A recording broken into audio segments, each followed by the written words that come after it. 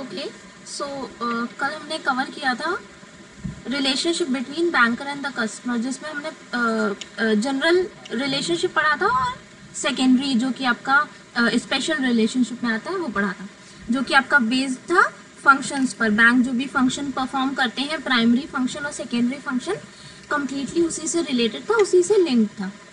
अब उसी के आगे आज मैं कंटिन्यू करने जा रही हूँ।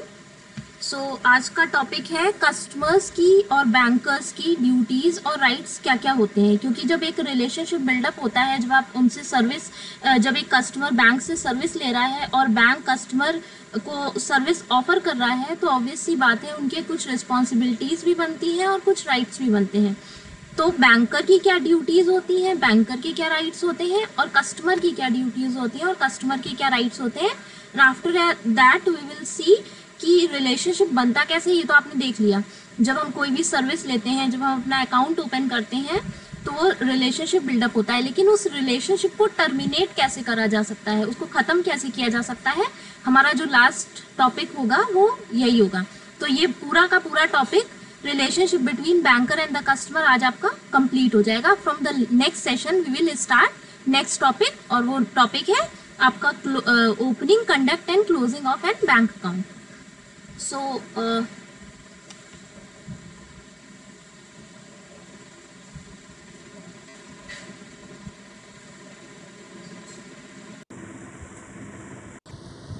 yes, so duties of banker में पहले मैं इसको रीड कर देती हूँ, फिर मैं बता देती हूँ। Duty to maintain secrecy and confidentiality of customers account. आप जब भी अकाउंट खुलवाते हो, कोई भी कस्टमर बैंक में जाता है, बैंक अकाउंट खुलवाता है, तो बहुत सारे कॉन्फिडेंशियल डॉक्यूमेंट्स मांगे जाते हैं। जैसे आपसे आपका आईडी कार्ड मांगा जाता है, आधार कार्ड मांगा जाता है, पैन कार्ड मांगा जाता है, टैक्स से रिलेटेड ट्रांजेक्शन्स को और सब चीज़ों, आपके ट्रांजेक्शन्स को ट्रैक करने के लिए, और टैक्स से रिलेटेड आप कोई मिसकंडक्ट ना करो इसके लिए। इसके अलावा आपसे आपका डेट ऑफ बर्थ का प्रूफ, एड्रेस प्रूफ, आपकी फ़ोटोग्राफ, काफ़ी सारी चीज़ें ऐसी मांगी जाती हैं। और ऑब्वियस सी बात है कि आपका पैसा उस अकाउंट, उस बैंक में जमा है, तो आपका पूरा डिटेल उनके पास होता है कि आपके अकाउंट में कितना पैसा है, आपने कब निकाला, किसने निकाला, कितना ट्रांसफ़र हुआ, वगैरह वगैरह।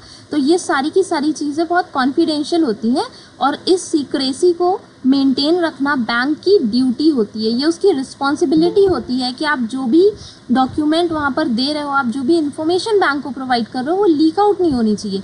किसी भी थर्ड पार्टी को वो उस इन्फॉर्मेशन को नहीं ट्रांसफ़र नहीं कर सकती, नहीं दे सकती। इवन आपका अकाउंट क्लोज हो जाने के बाद भी, तो पहली ड्यूटी जो उसकी बनती है और जो मोस्ट इम्पॉर्टेंट ड्यूटी है, वो होता है कस्टमर की सीक्रेसी को मेंटेन रखना।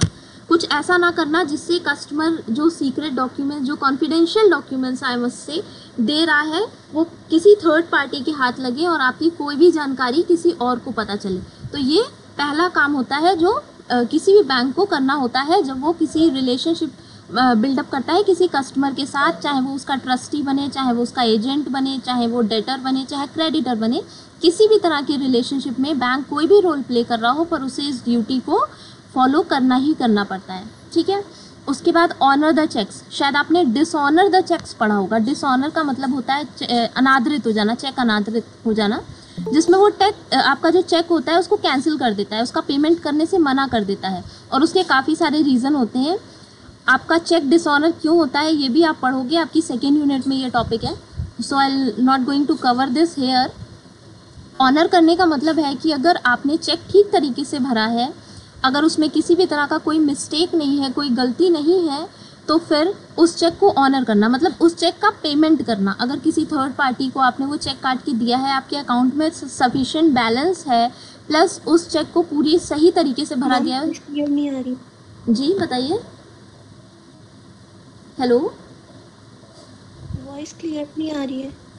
वॉइस क्लियर नहीं आ रही है, वॉइस कट रही है। Yes ma'am. वॉइस क्लियर नहीं आ रही है, बहुत डिस्टर्बेंस हो रहा है सुनने में। हूँ तो मैं वैसे ही, जैसे मैं डेली, मतलब जो नेटवर्क मैं डेली यूज़ करती हूँ, या जो जैसे मैं डेली कर, तो मैं वही रही हूँ। मैम हमें क्लियर आ रही है। अच्छा, कुछ बच्चे ओके, सो आई थिंक फिर दूसरी साइड से मे भी प्रॉब्लम होगी, क्योंकि नहीं तो फिर किसी भी बच्चे को क्लियर नहीं आती अगर मेरी साइड से इशू होता। I think so. कोई बात नहीं, अगर आपको आवाज़ क्लियर नहीं आ रही है तो मैं वीडियो तो अपलोड कर दूंगी। अभी आप कंटिन्यू करिए, हो सकता है आगे क्लियर हो जाए अगर नेटवर्क इशू है तो। अदरवाइज़ अगर जो भी प्रॉब्लम होगी आप बाद में पूछ लेना, मैं बता दूंगी, ठीक है। सो सेकेंड पॉइंट आपका है ऑनर द चेक्स। जो भी आप चेक लगा रहे हो उस चेक को बैंक को ऑनर करना पड़ता है अगर आपके अकाउंट में सफिशिएंट बैलेंस है, प्लस अगर आपने उस चेक को पूरा सही तरीके से भरा है तो, राइट। उसके बाद हमारा आता है बिल्स का duty to pay the bills etcetera as per the standing instruction of the customer. कल मैंने बताया था एजेंसी से रिलेटेड फंक्शंस परफॉर्म करता है, कोई भी बैंक एजेंसी से रिलेटेड फंक्शंस को परफॉर्म करता है और उसमें काफ़ी सारी चीज़ें होती हैं, जैसे वो आपके बिल्स का पेमेंट करता है, आपको जो पेमेंट्स मिलने वाली हैं उनका कलेक्शन करता है, और भी बहुत सारे काम जो आप उसको इंस्ट्रक्शन देते हो उसके अकॉर्डिंग करता है। तो इसमें मेन बात ये है कि as per the standing instructions of the customer, कहने का मतलब ये है कि वो पेमेंट तो करेगा, वो जो भी आपने सर्विस उससे अवेल कर रखी है, बैंक से अवेल कर रखी हैं, वो सारी सर्विसेज को परफॉर्म करेगा, वो सारे काम पूरे करेगा, लेकिन as per the instructions of a customer, जो कस्टमर ने इंस्ट्रक्शन दिए हैं सिर्फ उसके अकॉर्डिंग। आपने जिस डेट पर पेमेंट करने को बोला है, आपने जितने अमाउंट का पेमेंट करने को बोला है, और आपने जिस थर्ड पार्टी को पेमेंट करने को बोला है, या फिर वाइस वर्सा, जो अगर आपको रिसीविंग लेनी है तो आपके इंस्ट्रक्शंस के अकॉर्डिंग ही बैंक चलेगा। अपने मन से वो उसमें कुछ ऐड ऑन या उसमें से कुछ रिमूव नहीं कर सकता, किसी भी तरह की कोई चीज़। जो आपने इंस्ट्रक्शन दिए हैं वो उसी के अकॉर्डिंग काम करेगा। Duty to provide proper services. Banking is a business. Banking जो बैंक खुलते हैं वो ऑब्वियस सी बात है, वो कोई चैरिटी नहीं है, वो एक तरह का बिजनेस है, कर रहे हैं, आपको वो सर्विस दे रहे हैं और आप उसके बदले में वो इंटरेस्ट चार्ज करते हैं और भी बहुत सारी फ़ीस चार्ज करते हैं, अपने प्रॉफिट के लिए काम करते हैं। तो जो कॉन्ट्रैक्ट है उस कॉन्ट्रैक्ट के टर्म्स एंड कंडीशंस को मेंटेन रखना, आपको प्रॉपर सर्विसेज प्रोवाइड करना टाइम टू टाइम, ये उनकी जिम्मेदारी होती है। जैसे सपोज़ आपने सेविंग अकाउंट खोला है और उस पर इंटरेस्ट वो देते हैं, हर 3 महीने पे, हर 4 महीने पे वो इंटरेस्ट देते हैं, तो ये उनकी ड्यूटी है कि वो टाइमली उस इंटरेस्ट का पेमेंट करें और उस अमाउंट को आपके बैंक अकाउंट में ट्रांसफ़र कर दें टाइम टू टाइम। तो वो जो भी सर्विसेज दे रहे हैं वो प्रॉपर होनी चाहिए, सही तरीके से होनी चाहिए, उसमें कोई किसी भी तरह का मिसकंडक्ट नहीं होना चाहिए, किसी भी तरह की कोई गलती नहीं होनी चाहिए। Duty to act as per the direction given by the customer. If directions are not given to the banker, has to act according to how he is expected to act. देखिए थर्ड पॉइंट में आपका था कि standing instructions के according वो perform करेगा, जो भी ड्यूटीज़ है, जो भी काम है, वो स्टैंडिंग इंस्ट्रक्शंस के अकॉर्डिंग करेगा। पर अगर सपोज़ जो कस्टमर है उसने बैंकर को इंस्ट्रक्शन नहीं दे रखे हैं, तो ऐसी कंडीशन में क्या करेगा बैंक? ऐसी कंडीशन में बैंक से जो एक्सपेक्ट किया जाता है, मतलब जो एक सही कार्रवाई है, जो एक सही उसका प्रॉपर एक प्रोसीजर है एक्टिविटी का, उसे वो प्रोसीजर फॉलो करना चाहिए। जो उससे एक्सपेक्ट किया जा रहा है उसे वो काम करना चाहिए। अगर सपोज़ जैसे अभी मैंने इंटरेस्ट की बात की, तो इंटरेस्ट वो कब देगा, कैसे देगा, इससे रिलेटेड आप उसे इंस्ट्रक्शन नहीं देते हो, ये काम वो खुद से करता है। तो ये एक्सपेक्ट किया जाता है कि बैंक हमें जब हमारे सेविंग अकाउंट पे इंटरेस्ट मिल रहा है तो वो उसे टाइमली पे करेगा और हमारे अकाउंट में साथ ही साथ ट्रांसफ़र भी करेगा, तो ये उसकी ड्यूटी बनती है। Duty to submit periodic statements informing customers of the state of the account. जो आपके अकाउंट के स्टेटमेंट्स हैं, जो बैंक के स्टेटमेंट्स हैं, वो टाइम टू टाइम, जो आपके अकाउंट के स्टेटमेंट्स हैं, अगर आप नेट बैंकिंग यूज़ करते हो तो आपने देखा होगा कि आपके प्रोफाइल में स्टेटमेंट चेक करने का ऑप्शन आता है, या अगर आप डेबिट कार्ड यूज़ करते हो तो भी आप डेबिट कार्ड जब एटीएम में लगाते हो तो उसमें भी स्टेटमेंट देखने का ऑप्शन आता है, या अगर आप बैंक जाते हो तो पासबुक में एंट्री हो जाती है, वहाँ से आप स्टेटमेंट अपना निकलवा सकते हो या सारी इन्फॉर्मेशन चेक कर सकते हो। तो ये भी ड्यूटी बनती है बैंक की कि आपने जितने भी ट्रांजैक्शन किए हैं या आपके अकाउंट में जितने भी ट्रांजैक्शन किए गए हैं, किसी ने कोई पैसा ट्रांसफ़र किया है, कोई बिल पे किया गया है, किसी तरह का इंटरेस्ट आया है, डिविडेंड आया है, या बैंक ने किसी तरह का कोई फीस या चार्जेस काटे हैं, एनुअल बेस पर काफ़ी सारे चार्जेस कटते हैं SMS के लिए, और नेट बैंकिंग के लिए, डेबिट कार्ड के लिए, तो वो जो उसने जहाँ जहाँ पर भी काटा है वो सेम डेट पर जो भी डिडक्ट किया है आपके अकाउंट से या जो भी ऐड ऑन किया है उस सेम डेट पे विद द ट्रांजैक्शन आईडी उसकी पूरी की पूरी इन्फॉर्मेशन वहाँ पे अवेलेबल होनी चाहिए। ऐसा नहीं है कि बैंक ने ट्रांजैक्शन कर दिए पर उससे रिलेटेड कोई रिटन इन्फॉर्मेशन कस्टमर को नहीं दी, तो it is not acceptable obviously. तो जितनी भी इन्फॉर्मेशन रहती है आपके स्टेटमेंट से रिलेटेड वो सारी की सारी इन्फॉर्मेशन बैंक की ड्यूटी बनती है कि वो टाइम टू टाइम आपको प्रोवाइड करता रहे। इसके बाद articles items kept should not be released to the third party without due authorisation by the customer. क्या मतलब हुआ इसका ये मतलब हुआ जब आप एज अ प्लेजर आप सपोज आपने लोन लिया है या एज अ मॉर्गेजर आपने लोन लिया है, तो आप क्या करते हो अपनी प्रॉपर्टी को, शेयर्स को, सिक्योरिटीज़ को, एफडी को, किसी भी तरह का जो भी आपके पास प्रीशियस, जो भी आपके पास वैल्यूएबल चीज़ें होती हैं वो गिरवी रख देते हो बैंक के पास। लैंड के पेपर हैं, घर के पेपर हैं, आपके बिजनेस के पेपर हैं, तो बैंक की ये रिस्पॉन्सिबिलिटी बनती है कि उन पेपर्स को संभाल के सेफ्टी के साथ रख के वो किसी भी थर्ड पार्टी को उसको हैंड ओवर नहीं कर सकती without the authorisation by the customer. अगर कस्टमर की ऑथराइजेशन नहीं है, कस्टमर ने वो बैंक को हैंड ओवर किया है, तो बैंक की ड्यूटी बनती है कि वो उसको सेफली अपने पास रखे, किसी भी थर्ड पार्टी को उसको ट्रांसफ़र ना करे या उससे रिलेटेड कोई भी इन्फॉर्मेशन किसी थर्ड पार्टी को लीक नहीं होनी चाहिए। तो ये सारी ड्यूटीज़ हैं जो किसी भी बैंक को परफॉर्म करनी चाहिए। कितनी ड्यूटीज़ हैं? 7 ड्यूटीज़ हैं टोटली जो आपको बताई गई हैं। अगर आपको फंक्शन समझ में आ गए हैं, अगर आपको रिलेशनशिप समझ में आ गए हैं, तो ये सब चीज़ें एक दूसरे से लिंक होती हैं। देखिए अगर देखा जाए तो जो फंक्शंस हैं उसी से आपके रिलेशनशिप निकल के आते हैं और जो रिलेशनशिप बिल्डअप हो रहा है उसी से बैंकर की ड्यूटीज़ निकल के आ रही हैं, क्योंकि जो रिलेशनशिप वो बिल्डअप कर रहा है उसी से रिलेटेड उसे जो फंक्शंस है वो परफॉर्म करने पड़ेंगे, जो ड्यूटीज़ है वो परफॉर्म करनी पड़ेंगी। तो ये तीनों टॉपिक कहीं ना कहीं आपस में रिलेट करते हैं। अगर आपने किसी एक को समझ लिया तो आप बाकी दोनों को भी ईजिली डिफाइन कर लोगे। Okay, now come to the rights of banker. तो पहला राइट इसके पास होता है right of set off the mutual claims of a debtor and a creditor are adjusted together and only the remainder amount due is payable. Set off करना, amount को set off करना, जैसे क्रेडिट और debit, कुछ amount उसे credit करना है, कुछ अमाउंट उसे डेबिट करना है, तो उसे सेट ऑफ कर देना। जैसे आपने इससे पहले मैंने फॉरेन एक्सचेंज में पढ़ाया था, क्लियरिंग हाउस होता है, समाशोधन गृह, जिसमें दो बैंक आपस में मिलते हैं और आपके जो चेक्स होते हैं उन्हें आपस में सेट ऑफ कर देते हैं। तो इस तरह से भी ये बैंक का राइट होता है कि वो आपके ट्रांजैक्शंस को ईजिली सेट ऑफ कर सकता है, डेबिट और क्रेडिट को कर सकता है। जैसे कभी कभार होता है कि बैंक में गलत एंट्री हो जाती है, गलती से वो डेबिट कर देता है अमाउंट या गलती से क्रेडिट कर देता है, तो वो सेम अमाउंट से फिर वापस से उसकी ऑपोजिट एंट्री कर देगा और वो अमाउंट आपका सेट ऑफ हो जाएगा। Right of appropriation, if the customer has more than one loan account, the customer can direct the repayment of the loan as credit into any other accounts. If there is no specific directions from the customers, the banker has a right to appropriate as per his choice.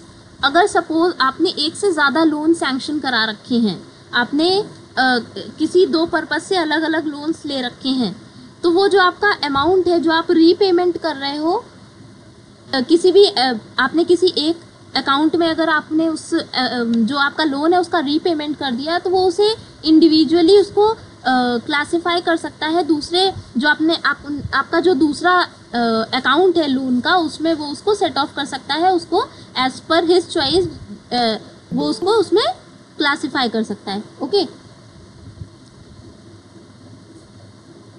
Right to the charge interest, as a creditor the banker has right to charge interest on the funds he lends as per the norms and as per the contracts. आप कभी भी कोई loan ले रहे हो या फिर आपने क्रेडिट कार्ड इशू करा रखा है या फिर आपने ओवरड्राफ्ट ले रखा है। लोन भी कई तरह का होता है, लोन्स एंड एडवांसेस में आप आगे पढ़ोगे। शॉर्ट टर्म लोन होते हैं, लॉन्ग टर्म लोन होते हैं, एडवांसेस होते हैं, तो इन सब पर कुछ ना कुछ इंटरेस्ट पड़ता है, कुछ ना कुछ। अगर आप लेट पेमेंट करते हो तो पेनल्टीज़ पड़ती हैं, फीस पड़ती है, चार्जेस पड़ते हैं, तो वो काटने का अधिकार होता है बैंक के पास। सपोज़ आपने क्रेडिट कार्ड इशू करा रखा है, तो अगर आप उसका टाइमली पेमेंट नहीं करते हो तो उस पर वो इंटरेस्ट लग जाता है। या अगर आपने कोई लोन ले रखा है तो उस पर इंटरेस्ट लग जाता है, या अगर आपने कोई ओवरड्राफ्ट की फैसिलिटी ले रखी है, कुछ टाइम के लिए होती है ओवरड्राफ्ट की फैसिलिटी, जनरली 6 महीने के लिए, तो वो टाइमली अगर पेमेंट नहीं हो रहा है तो उसको भी, उस पर भी बैंक इंटरेस्ट लगा सकता है, जो भी उसके नॉर्म्स है, जो भी उसके रूल्स एंड रेगुलेशंस हैं उसके according.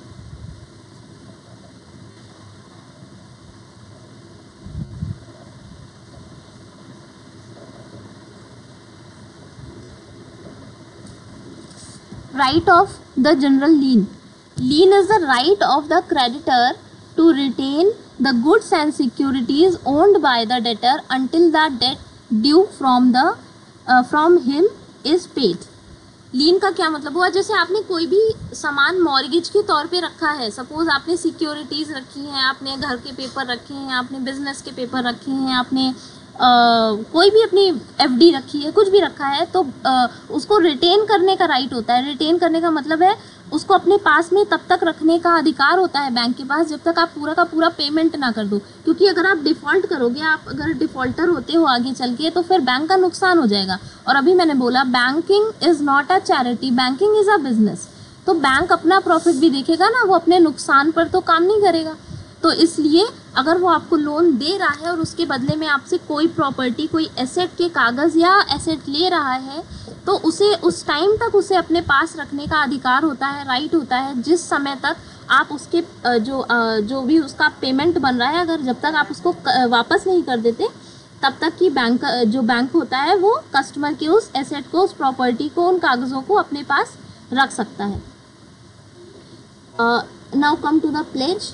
Bailment of goods as security for payment of a debt और परफॉर्मेंस। प्लेजर और प्लेजी का रिलेशनशिप आपने पढ़ा था, जिसमें हम प्लेज लेते हैं कि हम इतने टाइम के बाद उसका पेमेंट कर देंगे। आपने जो भी लोन ले रखा है उसका पेमेंट हम इतने टाइम के बाद कर देंगे, ये कस्टमर प्लेज करता है, और इस कंडीशन पे बैंक उसे कोई भी लोन या ग्रांट या एडवांस जो भी सैंक्शन करता है, तो उस प्लेज के अकॉर्डिंग आपको उसका पेमेंट कर देना चाहिए। अगर आप उसका पेमेंट नहीं करते हो तो उस प्लेज पर आपने जो भी सामान रखा है, ये अगेन लीन से ही आपका रिलेट करता है, आपने जो भी सामान रखा हुआ है, आपने जो भी एसेट, जो भी प्रॉपर्टी, जो भी कागज़ रखे हैं, उसको बैंक अपने पास रख सकता है। और इवन अगर आप पेमेंट नहीं करते हो तो उसे वो सेल आउट भी कर सकता है। उसके पास ये भी अधिकार होता है कि वो उसको सेल आउट कर दे और आपको वापस ना करे, क्योंकि आपने उसका जो लोन है वो वापस नहीं किया है।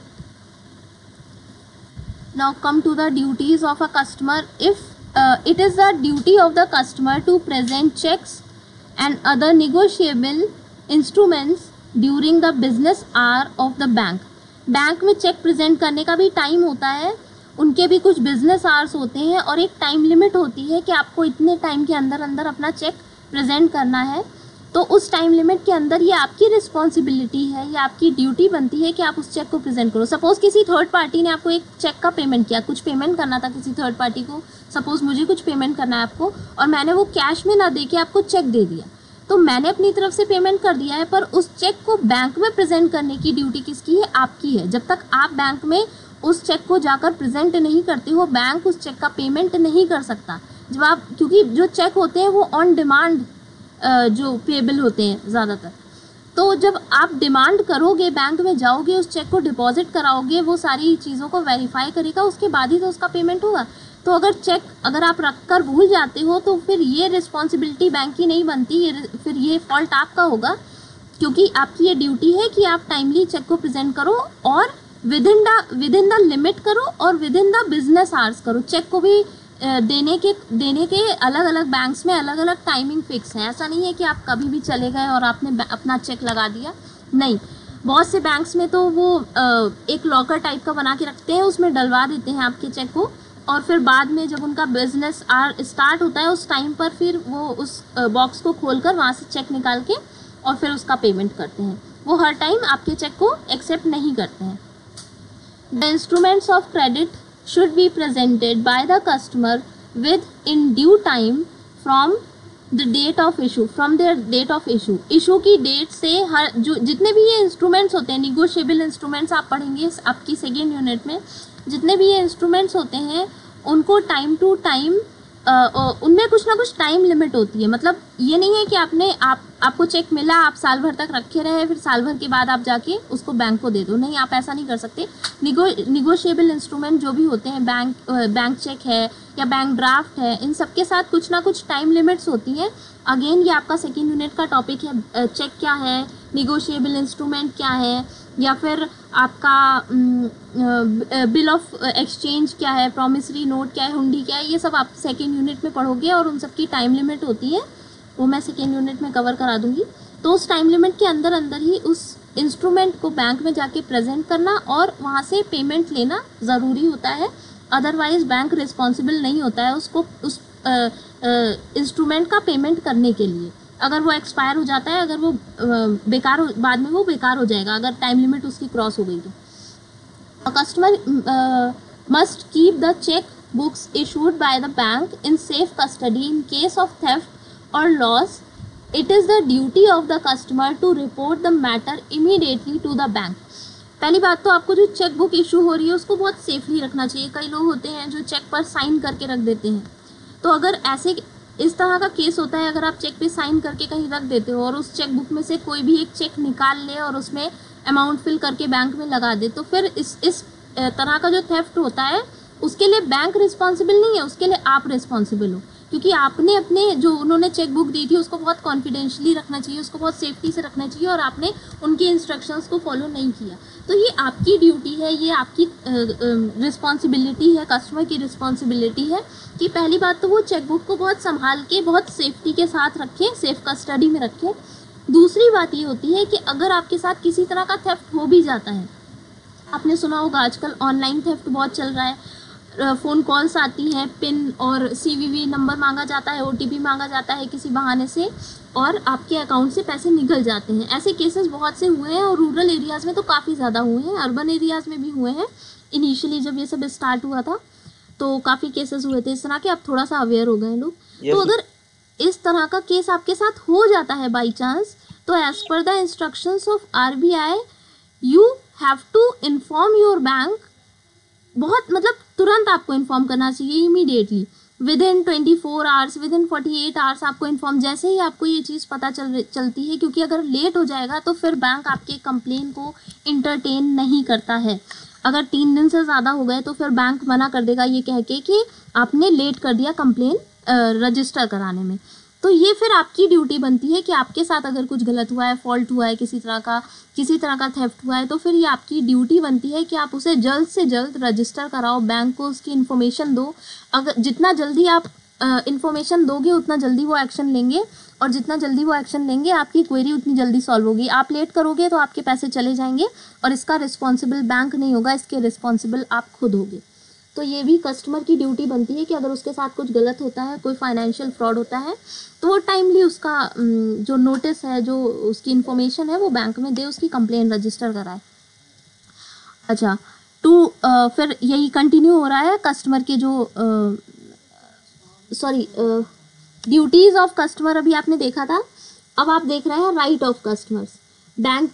कस्टमर की बैंक के प्रति क्या क्या ड्यूटीज़ बनती हैं, ये आपने पढ़ लिया। अब हम देखने जा रहे हैं कि कस्टमर के राइट क्या क्या बनते हैं, कस्टमर क्या क्या बैंक से अधिकार, मतलब क्या क्या अधिकार हैं जो बैंक के लिए वो करता है, परफॉर्म करता है। अच्छा, राइट्स, जो कस्टमर के राइट्स हैं वो कहीं ना कहीं बैंक की ड्यूटीज़ हैं। जो बैंक ड्यूटीज़ परफॉर्म कर रहा है वही आपके लिए राइट्स बन जाते हैं। जैसा कि पहला देखिए, to draw cheques against his credit balance. अगर आपके अकाउंट में बैलेंस है, सपोज आपके अकाउंट में 10,000 का अमाउंट है और आप 1,000 का चेक काट के देते हो, तो ये आपका अधिकार है कि आप चेक के थ्रू उस 1,000 को बैंक से विड्रॉ कर सकते हो, निकाल सकते हो। आप खुद भी निकाल सकते हो और आप उस चेक को काट कर किसी थर्ड पार्टी को भी दे सकते हो, वो भी आपके बैंक अकाउंट से उस मनी को विड्रॉ कर सकता है। बैंक उस मनी का पेमेंट, उस अमाउंट का पेमेंट करने के लिए आपको मना नहीं कर सकता, क्योंकि आपके अकाउंट में सफिशिएंट बैलेंस है। बस 2 कंडीशन इसमें अप्लाई होती हैं। पहला, आपके अकाउंट में सफिशिएंट बैलेंस होना चाहिए, और दूसरा, आपका जो चेक है वो कम्प्लीटली बहुत अप्रोप्रिएटली भरा होना चाहिए, उसमें किसी तरह का कोई फॉल्ट नहीं होना चाहिए, उसमें डेट सही भरी होनी चाहिए, अमाउंट जो आपने भर रखा है वर्ड्स में और डिजिट्स में वो सही होना चाहिए, नंबर्स में और वर्ड्स में दोनों में भरना होता है, तो वो दोनों मैच होने चाहिए। ऐसा नहीं है आपने नंबर्स में कुछ और लिख रखा है और आपने वर्ड्स में कुछ और लिख रखा है, आपका जो साइन है वो मैच करना चाहिए। आपने जो चेक भरा है वो बैक डेट का, मतलब जो टाइम लिमिट है उससे बहुत पुराना भी नहीं होना चाहिए, और ये भी नहीं है कि आप आज चेक लेके जा रहे हो, चेक पे डेट कल की पड़ी है। तो इस तरह की फॉल्ट्स नहीं होनी चाहिए। और उसके बाद बैंक रिस्पॉन्सिबल हो जाता है आपको उस चेक का पेमेंट करने के लिए, और आपके पास ये राइट हो जाता है कि आप उस चेक का पेमेंट बैंक से ले सकते हो। Again to receive a statement containing a copy of his account with the banker. Again ये भी देखिए, आपने बैंक के ड्यूटीज़ में पढ़ा था, वही मैंने बोला कि बैंक की जो जो ड्यूटीज़ है वो आपके राइट्स बन जाते हैं, क्योंकि रिलेशनशिप है ना दोनों का, बैंकर एंड द कस्टमर। तो ऑब्वियस सी बात है, जो उसकी ड्यूटी है वो आपके राइट है, जो आपकी ड्यूटी है वो उसके राइट है। To receive a statement containing a copy of his account, आपके जो अकाउंट का स्टेटमेंट होता है उसकी कॉपी लेने का अधिकार होता है आपके पास, कस्टमर के पास राइट होता है कि वो अपने स्टेटमेंट, अपने अकाउंट स्टेटमेंट को कभी भी देख सकता है और कभी भी बैंक से उसकी डिमांड कर सकता है, उसको मांग सकता है। बैंक उसे देने से मना नहीं कर सकता, उसे सारी इन्फॉर्मेशन कस्टमर को प्रोवाइड कराना ज़रूरी होता है, ये कस्टमर का राइट है। To sue the bank for the cost loss damages when the cheque is wrongfully dishonored। अगर बैंक की गलती की वजह से आपको कोई नुकसान हो रहा है, और सिर्फ चेक डिसऑनर नहीं, और भी किसी भी तरह का नुकसान अगर बैंक की गलती की वजह से हो रहा है, तो you can file the complain, आप FIR करा सकते हो, आप कोर्ट में उसके लिए कंप्लेन फाइल कर सकते हो किसी भी तरह की, लेकिन उसमें बैंक की गलती होनी चाहिए। आपका जो पक्ष है वो पूरी तरह से क्लियर होना चाहिए, आपकी तरफ से कोई गलती नहीं होनी चाहिए, गलती बैंक की होनी चाहिए, और ऐसी कंडीशन में आप बैंक को स्यू कर सकते हो, कोर्ट तक लेके जा सकते हो। To sue when the banker has not maintain the secrecy of his account. Again ये भी देखिए, ड्यूटी में आपने पढ़ा था, बैंकर की ड्यूटी थी कि वो सीक्रेसी को मेंटेन रखे, और अगर वो अपनी ड्यूटी को परफॉर्म नहीं करता है, अगर वो आपकी सीक्रेसी मेंटेन नहीं करता है, जो भी आपने कॉन्फिडेंशियल डॉक्यूमेंट्स बैंक को प्रोवाइड कराए हैं, अपना आधार कार्ड है, पैन कार्ड है, और भी जो चीज़ें हैं, अगर वो उसको सीक्रेटली नहीं रखता है, सेफली नहीं रखता है, तो you can sue the bank. आप बैंक की कंप्लेन कर सकते हो, FIR करा सकते हो, उसको कोर्ट तक लेकर जा सकते हो, अगर वो अपनी ड्यूटीज़ को ठीक तरीके से परफॉर्म नहीं कर रहा है। Next, to claim for and receive the profit return on his deposit as promised by the bank. आपको जब भी आप बैंक में अकाउंट खुलवाते हो तो पहले ही आपको बता दिया जाता है कि इस पर कितना आपको इंटरेस्ट मिलेगा। आप सेविंग अकाउंट खुलाते हो तो आपको पता चल जाता है कि इस पर 3-4% मिलेगा। सपोज़ आपने FD करा रखी है तो आपको बता दिया जाता है कि आपको इस पर 6% मिलेगा, इतने टाइम के लिए कराओगे तो 7% मिलेगा, एंड सो ऑन। तो अगर बैंक ने आपको स्टार्टिंग में जब आपने अकाउंट खुलवाया था तब उसने बोला था कि आपको इंटरेस्ट मिलेगा, पर आप अकाउंट खुलवाने के बाद वो आपको इंटरेस्ट का पेमेंट नहीं कर रहा है किसी वजह से, तो भी आप अपने इंटरेस्ट को क्लेम कर सकते हो बैंक में जाकर, क्योंकि ये आपका राइट बनता है। बैंक की टर्म्स एंड कंडीशंस में ये चीज़ मेंशन थी और उसने बाद में उसको डिस्कार्ड कर दिया, उसने बाद में उसको परफॉर्म करने से मना कर दिया, तो यू कैन क्लेम। आप अपने इंटरेस्ट को, आप अपने प्रॉफिट को, आप अपने रिटर्न को, ऑब्वियस सी बात है, बैंक में जाके क्लेम कर सकते हो। अच्छा, तो यहाँ पे राइट्स आपके ख़त्म हो गए। आई थिंक कुछ खास नहीं था इसमें, समझ में आ गया होगा बैंकर की क्या राइट है, कस्टमर की क्या राइट है, बैंकर की क्या ड्यूटी है और कस्टमर की क्या ड्यूटी है। अब आते हैं हम बैंकर और कस्टमर के रिलेशनशिप के टर्मिनेशन पे। टर्मिनेशन का क्या मतलब हुआ? ख़त्म करना, रिलेशनशिप को ख़त्म करना। रिलेशनशिप स्टार्ट कैसे होता है? रिलेशनशिप स्टार्ट होता है बैंक के फंक्शन से। एक कस्टमर की तरफ से रिलेशनशिप स्टार्ट होता है जब आप बैंक की सर्विसेज को अवेल करना स्टार्ट करते हो, और एक बैंकर की तरफ से रिलेशनशिप स्टार्ट होता है जब वो आपकी जो आपने सर्विसेज डिमांड की है वो उसे ऑफर करना और वो उसे प्रोवाइड करना स्टार्ट करता है। तो बैंकर और कस्टमर का रिलेशनशिप स्टार्ट होता है बैंकर और कस्टमर के बीच में होने वाली सर्विसेज, और जो भी जितनी भी तरह की सर्विसेज वो दे रहा है और आप ले रहे हो, या जो भी इसको दूसरी तरह से कह सकते हो कि जो भी फंक्शंस वो परफॉर्म कर रहा है, तो फंक्शंस से आपका बैंकर और कस्टमर का रिलेशनशिप स्टार्ट होता है जब आप अपना अकाउंट खुलाते हो, सर्विस लेना स्टार्ट करते हो। अब क्वेश्चन उठता है कि इस रिलेशनशिप को टर्मिनेट कैसे कर सकते हैं, इस रिलेशनशिप को ख़त्म कैसे किया जा सकता है। तो ऑब्वियस सी बात है, जब अकाउंट खुलने के साथ रिलेशनशिप स्टार्ट हो रहा है, जब आपकी सर्विसेज लेने के साथ रिलेशनशिप स्टार्ट हो रहा है, तो उसको आप ख़त्म कैसे करोगे? उस अकाउंट को क्लोज करा। अगर अकाउंट किसी वजह से क्लोज हो जाता है, या फिर आप सर्विसेज लेना बंद कर देते हो, या फिर बैंक आपको सर्विसेज देना बंद कर देता है, तो आपका जो बैंक कस्टमर का रिलेशनशिप है वो टर्मिनेट हो जाएगा ऑटोमेटिकली। तो termination of relationship between banker and the customer, ये इसके 3 तरीके हो सकते हैं। पहला होता है टर्मिनेशन बाय द कस्टमर, दूसरा है टर्मिनेशन बाय द बैंक और तीसरा है termination by the law. Termination by the customer, generally termination by the customer ही देखने को मिलता है। सपोज आप किसी बैंक के कस्टमर हो, आप उसकी सर्विसेज अवेल कर रहे हो, आपने एफडी खुलवाई है, फिर वो मैच्योर हो गई, आप अपना अकाउंट बंद करना चाहते हो, आपने अकाउंट बंद कर दिया, या फिर और भी कई रीज़न होते हैं, वो भी हम बाद में देखेंगे। पहले टर्मिनेशन बाय द लॉ देख लेते हैं, क्योंकि उसके जो भी पॉइंट्स हैं वो यहाँ ऑलरेडी लिखे हुए हैं। तो पहला होता है डेथ ऑफ द कस्टमर, दूसरा होता है mental incapacity of the customer, और लास्ट है आपका bankruptcy and insolvency of the bank और अ कस्टमर। तो देखिए ये आपके 4 रीजंस हैं। फर्स्ट, सेकेंड और थर्ड वाले में 2 रीज़न दिख रहे हैं। पहला reason death of the customer, अगर किसी भी कस्टमर की डेथ हो जाती है तो लॉ यानी कि विधि के पास जो आपका जैसे कोर्ट है या फिर जो भी रूल्स एंड रेगुलेशंस है उसमें ये चीज़ मेंशन है कि कस्टमर की डेथ के साथ कस्टमर और बैंकर का रिलेशनशिप एंड हो जाएगा, क्योंकि जब एक साइड एक पार्टी नहीं रही, सिर्फ दूसरी पार्टी है, तो ऑब्वियस सी बात है वो रिलेशनशिप एंड हो जाएगा, आपका जो अकाउंट है कस्टमर का वो क्लोज हो जाएगा।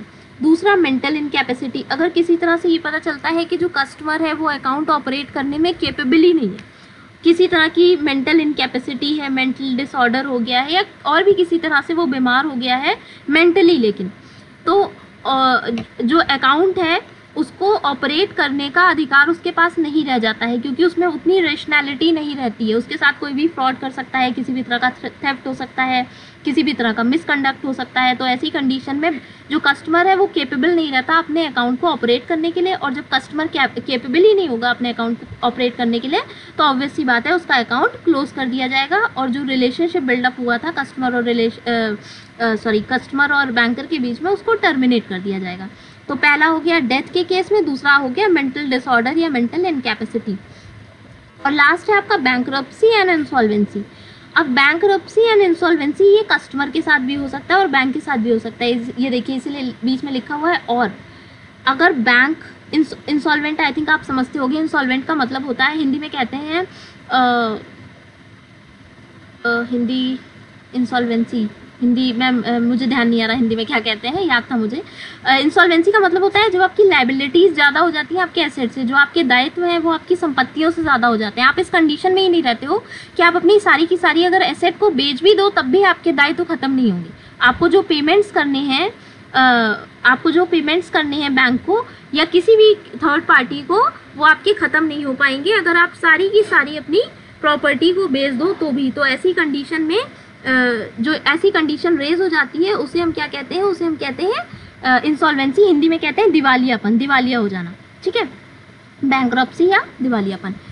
तो ये कंडीशन बैंक के साथ भी आ सकती है और ये कंडीशन कस्टमर के साथ भी आ सकती है। बैंक भी बैंकरप्ट हो सकता है, बैंक के साथ भी ऐसा हो सकता है कि उसकी लायबिलिटी इतनी बढ़ जाए कि वो अपने सारे एसेट को बेचकर भी पेमेंट ना कर पाए, और कस्टमर के साथ भी ऐसा हो सकता है कि उसकी लायबिलिटी इतनी बढ़ जाए कि वो अपने सारे एसेट को बेचकर अपनी लायबिलिटीज़ का पेमेंट ना कर पाए। तो चाहे बैंक इंसॉल्वेंट हो चाहे कस्टमर इंसॉल्वेंट हो, दोनों ही कंडीशंस में बैंकर और कस्टमर के बीच का रिलेशनशिप क्या हो जाता है, टर्मिनेट हो जाता है। तो यहाँ पर आपने देखा 3 तरीके होते हैं, bye the customer, bye the bank, bye the law. Bye the law में कौन कौन सी कंडीशंस है ये आपने पढ़ ली। अब हमें ये देखना है कि टर्मिनेशन बाय द कस्टमर और टर्मिनेशन बाय द बैंक, इन दोनों में आखिर कौन कौन सी कंडीशंस हो सकती हैं। Bank and customer can close the account at any time but there are rules. So obvious सी बात है कि कस्टमर और बैंक किसी भी तरह से कभी भी अपना जो अकाउंट है, बैंक भी क्लोज कर सकता है कस्टमर का अकाउंट और कस्टमर खुद भी क्लोज कर सकता है, लेकिन कुछ रूल्स होते हैं, कुछ रेगुलेशन है। ये नहीं कि बैंक ने कभी भी आपका अकाउंट उठाकर क्लोज कर दिया, उसके भी कुछ रूल्स होते हैं। So termination by the customer, अगर हम कस्टमर की तरफ से देखें तो if a customer wants to terminate the relationship with the banker, it gives the written notice to the bank about it. अगर आपको अपना अकाउंट क्लोज कराना है, आप कुछ सर्विस अवेल कर रहे हो, आपको उसको ख़त्म करना है, बंद करना है, तो आपको क्या करना होगा, आपको उसके लिए बैंक में नोटिस देना होगा या बैंक में एप्लीकेशन देनी होगी। अच्छा, इससे रिलेटेड जो भी रूल्स हैं वो बैंक टू बैंक वेरी करते हैं। कहीं कहीं पर सिर्फ एप्लीकेशन देकर काम चल जाता है और कुछ बैंक्स आपसे फॉर्म, एक उनके पास प्रिंटेड रिटन फॉर्म होता है, वो आपको फॉर्म दे देते हैं और उस फॉर्म को आपको भरना पड़ता है और उस फॉर्म को जब आप एप्लीकेशन के साथ सबमिट करते हो तभी आपका अकाउंट क्लोज होता है।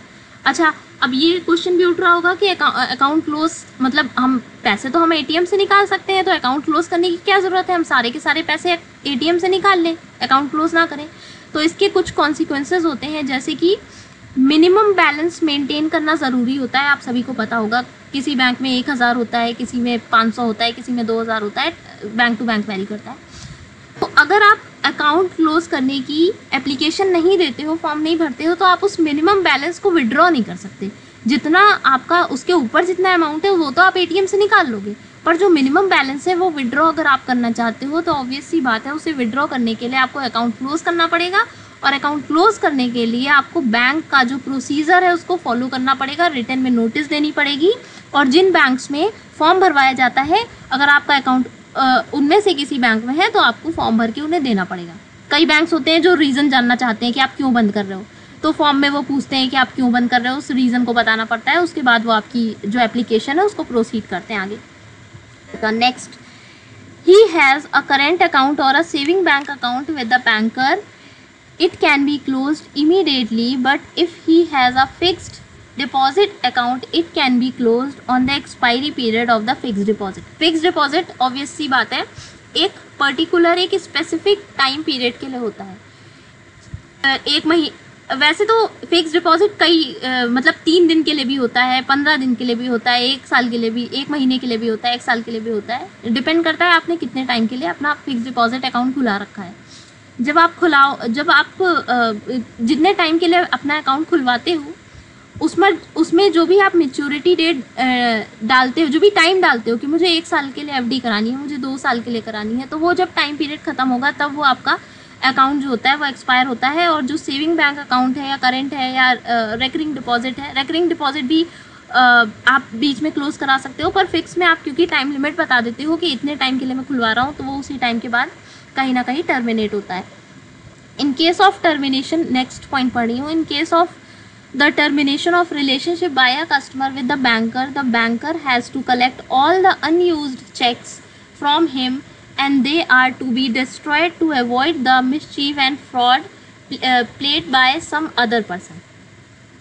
जब आप अपना अकाउंट क्लोज कराते हो तो आपके जो भी चेक्स हैं, चेक बुक्स हैं, एटीएम है और भी जो डॉक्यूमेंट्स होते हैं वो आपको बैंक को वापस करने पड़ते हैं सारे, और उसको बाद में डिस्ट्रॉय कर दिया जाता है बैंक की तरफ से। उसके बाद a customer may think to terminate its relationship with the banker due to many reasons.